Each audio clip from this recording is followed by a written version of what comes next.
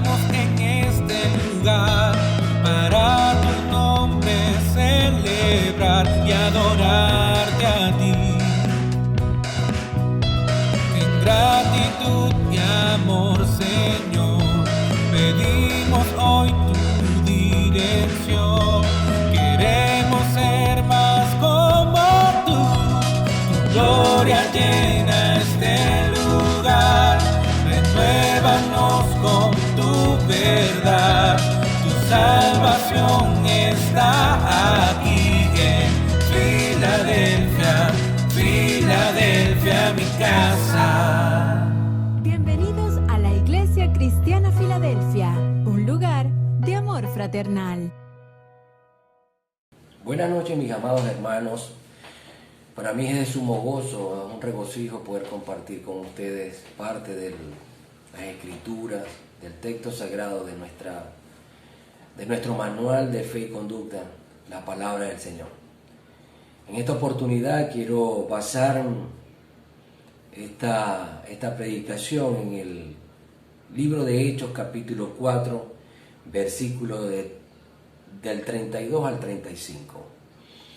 Dice de la siguiente manera: y la multitud de los que habían creído era de un corazón y un alma, y ninguno decía ser suyo propio nada de lo que poseía, sino que tenían todas las cosas en común. Y con gran poder los apóstoles daban testimonio de la resurrección del Señor Jesús, y abundante gracia era sobre todos ellos. Así que no había entre ellos ningún necesitado, porque todos los que poseían heredades o casas las vendían y traían el precio de lo vendido y lo ponían a los pies de los apóstoles, y se repartía a cada uno según su necesidad. He titulado este mensaje Digno ejemplo a seguir. Digno ejemplo a seguir. Y para hablar un poco acerca de lo que viene narrando el capítulo 4 del libro de los Hechos, para poder entender un poco y entrar en contexto, el apóstol Pedro y el apóstol Juan venían de empezar a experimentar las primeras persecuciones, el primer acoso por parte de las autoridades religiosas del momento. Venían de predicar un mensaje donde dice la Biblia que se habían convertido 5,000 varones, sin contar las mujeres y los niños. Venían de predicar un evangelio de salvación y un evangelio de un Jesucristo resucitado, cosa que a las autoridades religiosas no les gustó. Fueron interpelados, fueron llevados al concilio y fueron amenazados. Le dijeron que si seguían predicando ese mensaje, que si seguían predicando lo que venían diciendo, sencillamente iban a pagar con cárcel. Cosa que los apóstoles hicieron caso omiso y volvieron al sitio, volvieron a predicar el evangelio. Y una de las cosas que respondió el apóstol Pedro fue: es mejor seguir a Dios que a los hombres. Para empezar a analizar cada uno de los versículos, quiero que leamos el versículo 32. Y dice: y la multitud de los que habían creído era de un corazón y un alma, y ninguno decía ser suyo propio nada de lo que poseía, sino que tenían en común todas las cosas. El primer aspecto que quiero mencionarles acerca de estos primeros hermanos fue la unidad de la iglesia. En innumerables ocasiones hemos hablado acerca de la unidad y siempre hemos escuchado una frase muy trillada, conocida por todos, donde nos dice que en la unidad o en la unión está la fuerza. Pero el diccionario de la Real Academia dice lo siguiente: ¿qué es la unidad? Es la propiedad que tienen las cosas de no poder dividirse ni fragmentarse sin alterarse o destruirse. Esa unidad precisamente, esa unidad que caracterizaba a esos primeros cristianos, es precisamente la que el Señor Jesucristo les había hablado mucho antes. No quiero que se separen, quiero que se mantengan unidos. Y dice el libro de Juan, capítulo 17, 22 y 23, la gloria que me diste yo les he dado, para que sean uno, así como nosotros somos uno, yo en ellos y tú en mí, para que sean perfectos en unidad, para que el mundo conozca que tú me enviaste y que los has amado a ellos, como también a mí me has amado. A mí me has amado. Se dice que una vez había un paralítico y un ciego que vivía en una aldea al pie de una montaña. Vivían todo el tiempo en constante discusión y un día llegaron hasta desearse la muerte. Vivían frente a frente, cada uno en su choza. Pero dice que una vez empezó a incendiarse esa aldea. Todo el mundo empezó a correr, todo el mundo empezó a salir, las chozas empezaron a incendiarse, incluso la de estos dos hombres. Y la gente salió y se olvidó del hombre ciego y del hombre que estaba lisiado. El ciego, comentan que empezó a correr por el patio de su casa, no conseguía cómo salir. Y el hombre paralítico de las piernas empezó a ver que habían caminos todavía por donde podía salir. Pero era tanto el fuego que pensó en su mente que no le iba a dar tiempo. Tenía que salir muy rápido y su condición no se lo permitía. No tardaron mucho tiempo en que entendieron que tenían que ponerse de acuerdo para poder salir de allí. A lo que el paralítico le dijo al ciego, vamos a hacer algo. Tú me llevas en tus hombros, me ayudas a salir de aquí, y yo te voy a indicar por el camino en que debemos meternos, por el camino en que debemos salir, para que podamos salir con vida. El ciego aceptó la propuesta. Y luego que lograron salir de la aldea, que lograron salir con vida, se dieron cuenta que las diferencias que por años habían tenido, esas diferencias eran inútiles y eran perjudiciales. Amados hermanos, tenemos diferencias, tenemos diferentes criterios, tenemos errores distintos, pero es necesario que entendamos que estas diferencias se hacen inútiles. Estas diferencias son perjudiciales para el cuerpo de Cristo. Estas diferencias se hacen sumamente cuesta arriba para mantener la unidad del cuerpo de Cristo, para mantener la unidad que Jesucristo ya nos había dicho que deberíamos mantener y que ese fue el ejemplo de estos primeros hermanos, de estos primeros cristianos, fue el ejemplo que nos dejaron.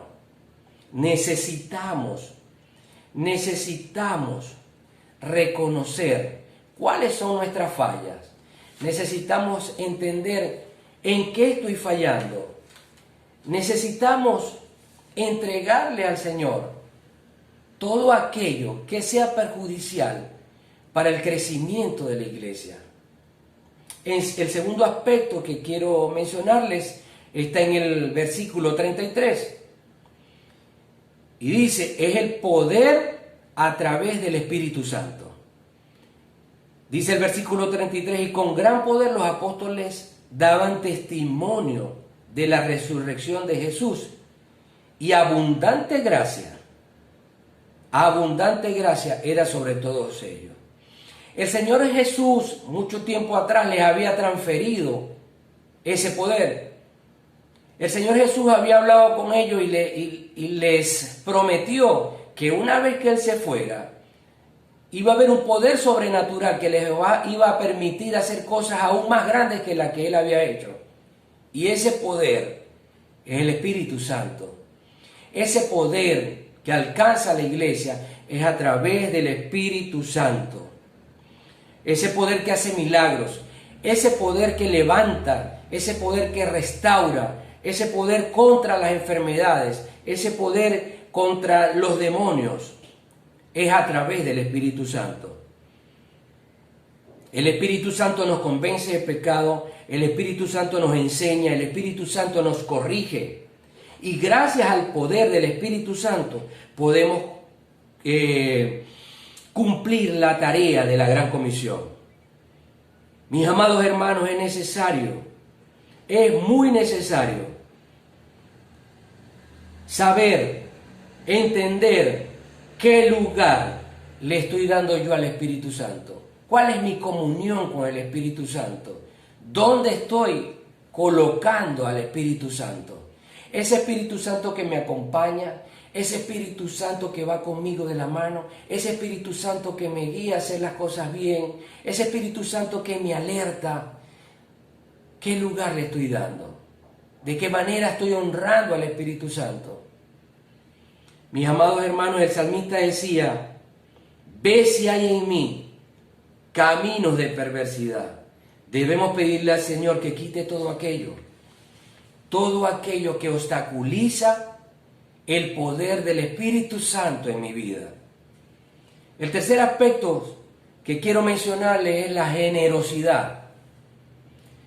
Dice el versículo 34, así que no había entre ellos ningún necesitado, porque todos los que poseían heredades o casas las vendían y traían el precio de lo vendido.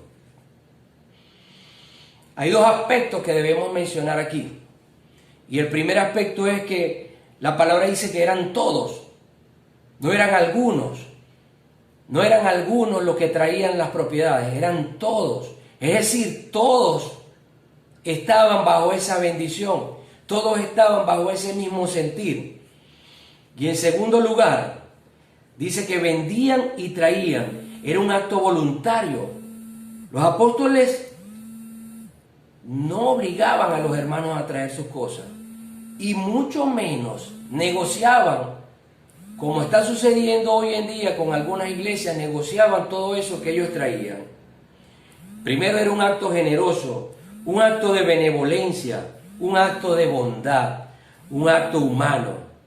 Una frase de un filósofo conocido dice: de todas las variedades de virtud, la generosidad es la más estimada. De todas variedades de virtud, la generosidad es la más estimada. Como cuarto y último aspecto, le he puesto por nombre la convicción y la fe. Convicción y fe. Dice el versículo 35, y ponían a los pies de los apóstoles y se repartía a cada uno según su necesidad. Estos hermanos llenos de fe, llenos de convicción, traían lo que vendían y lo ponían a los pies de los apóstoles. Primero tenían una convicción de que todo lo que estaban trayendo, de que lo que estaban allí depositando no iba a tener problemas de malversación ni de negocios. Ellos sabían que los apóstoles lo iban a repartir de la mejor manera, pero también tenían la fe de que lo que estaban haciendo, lo estaban haciendo por la causa de Cristo. Lo estaban haciendo por la causa de Cristo. Y se dice que una vez había un misionero llamado Andrew Fuller, quien estaba buscando recursos para abrir una organización misionera. Dice que se le acercó una persona muy adinerada y le dijo: bueno, Mr. Andrew, basándose que es usted y viéndolo a usted, yo apenas puedo darle 5 libras. A lo que el misionero Fuller le respondió con profunda tristeza y seriedad, le dijo: si yo te viera a ti, no te daría nada, pero quiero hacerte una pregunta. Si no me ves a mí, sino que ves al Señor Jesucristo, ¿cuánto le darías? Este hombre entendió el mensaje que el misionero le estaba diciendo y le dijo: viendo al Señor Jesucristo, le haría mucho más. Hermano, es necesario que cuando demos, no demos viendo al hombre, no demos viendo al hermano, demos viendo el sacrificio que Jesucristo hizo en la cruz del Calvario. Murió en la cruz por nosotros, pagó una deuda que nosotros debíamos pagar. Y sencillamente no tuvimos nosotros que pagar ese precio. Dice la Escritura, el que no escatimó ni a su propio Hijo, sino que lo entregó por todos nosotros. Mis amados hermanos, como iglesia, como un solo cuerpo, es necesario mantenernos unidos bajo la autoridad del Espíritu Santo, dando siempre con generosidad y teniendo la convicción de que lo que damos, lo damos por la causa de Cristo. Hubo un perseguidor de la iglesia, un emperador llamado Marco Aurelio, que dijo lo siguiente: lo que justifica la eliminación física de los cristianos es ni más ni menos que creen de manera diferente, que contemplan la existencia de manera diferente, que viven de manera diferente, no ilegal o perversamente, solo diferente. Aunque haya sido una justificación atroz, aunque haya sido una justificación perversa para ejecutar el genocidio que posteriormente se dio a esto, en algo no dejó de tener razón, y es que sencillamente la iglesia del Señor es diferente, la esposa del Cordero es diferente, los redimidos somos diferentes, vivimos para Él, vivimos por Él y vivimos para Él. La iglesia fue y será diferente. Alabado sea el nombre de nuestro Señor Jesucristo. Quiero que oremos, que el Señor nos ayude a comprender, que el Señor nos ayude a entender que estos hermanos, posterior a todo esto, pasaron por vituperio, por muertes, pasaron por torturas. Y al Señor Jesucristo se los había anunciado en el libro de Mateo: por mi causa van a ser perseguidos, por mi causa van a ser vituperados, pero van a alcanzar muchas cosas. Ese legado es el que hoy recibimos como iglesia. Esos hermanos, esa unidad de los hermanos, esa generosidad de los hermanos, hoy la recibimos plasmada en las Escrituras para que nosotros podamos continuar llevando ese mensaje, podamos seguir llevando ese bastión, podamos seguir entregando ese testigo a las generaciones que vienen detrás de nosotros. Vamos a orar. Padre bueno, Dios Todopoderoso, hoy a la luz de tu palabra, a la luz de las Escrituras, podemos aprender que nuestros primeros hermanos, aún en tiempos difíciles, se mantuvieron unidos. No quiere decir esto que no tenían diferencias, pero sí se mantuvieron unidos a pesar de todo ello. Fueron almas generosas, Señor, para dar, y fueron sujetos a su liderazgo, y fueron sujetos a la autoridad del Espíritu Santo. Ayúdanos a entender esto como iglesia, Señor.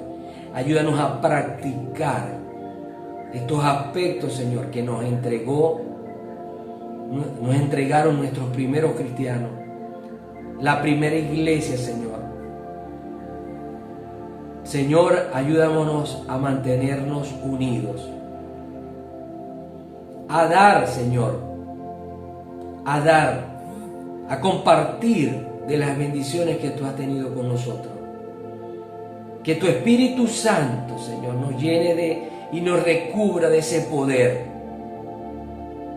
Oh Dios del cielo y de la tierra, Señor, a ti clamamos. Ayúdanos a mantener y a cuidar ese legado, Señor, y darlo a las generaciones futuras, Señor, para que sigan llevando un evangelio transparente, el evangelio de salvación, Señor, con convicción y con fe de que lo que hacemos, lo hacemos por la causa tuya, Señor, para tu honra y para tu gloria. En el poderoso nombre de Jesús, amén y amén. Dios les bendiga, mis amados hermanos.